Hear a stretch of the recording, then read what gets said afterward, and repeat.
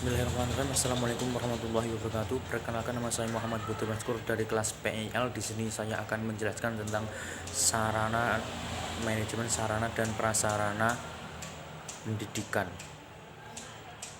Dalam artian, sarana pendidikan adalah semua fasilitas yang diperlukan dalam proses belajar mengajar yang bergerak maupun tidak bergerak agar mencapai tujuan pendidikan yang efektif, teratur, dan efisien.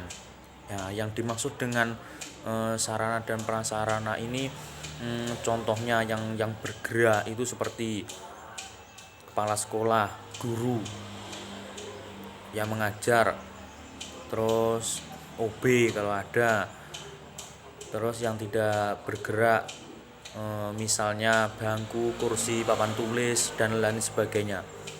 Ini semuanya itu untuk menunjang atau memenuhi supaya proses belajar mengajar di dalam kelas itu efektif dan mudah dipahami dan nyaman bagi peserta didik maupun pendidik. Dan manajemen sarana prasarana dapat diartikan sebagai proses kerjasama semua sarana dan prasarana pendidikan secara efektif dan efisien. Manajemen sarana dan prasarana bertugas mengatur dan menjaga sarana dan prasarana pendidikan agar dapat memberikan kontribusi pada proses pendidikan secara optimal dan berarti.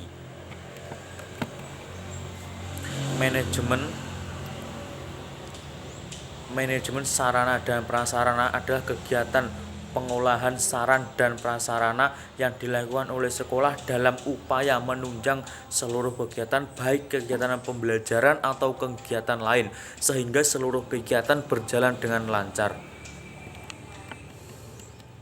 Tujuan dari pengelolaan sarana dan prasarana sekolah adalah untuk memberikan layanan secara profesional berkaitan dengan sarana dan prasarana pendidikan agar proses pembelajaran bisa berlangsung secara efektif dan efisien. Pentingnya sarana dan prasarana pendidikan di sekolah. Sekolah merupakan lembaga sosial yang menjadi bagian dari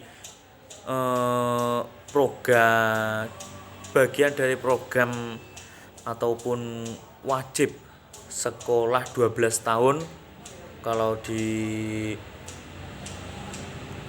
menurut negara ya, maka setiap sekolah harus mempunyai sarana dan prasarana pendidikan. Dan pentingnya di sini untuk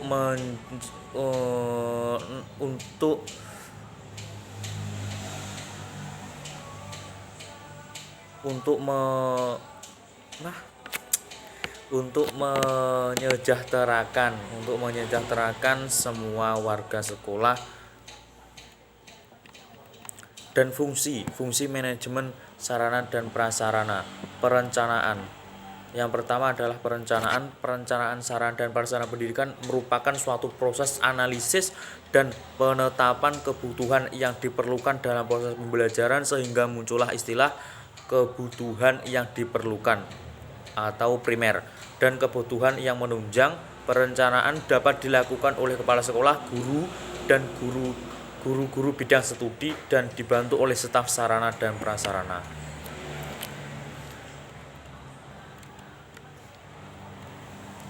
Bentuk-bentuk pengadaan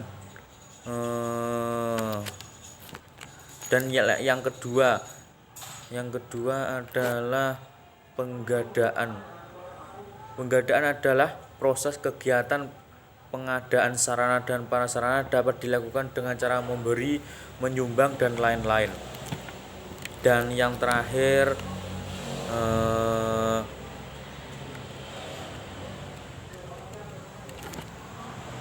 penginventarisasian kegiatan menggunakan penyelesaian pengaturan dan penyataan menyusun daftar barang milik sekolah dalam satu daftar inventaris barang secara teratur. Mungkin itu presentasi dari saya. Apabila ada kurang lebihnya mohon maaf.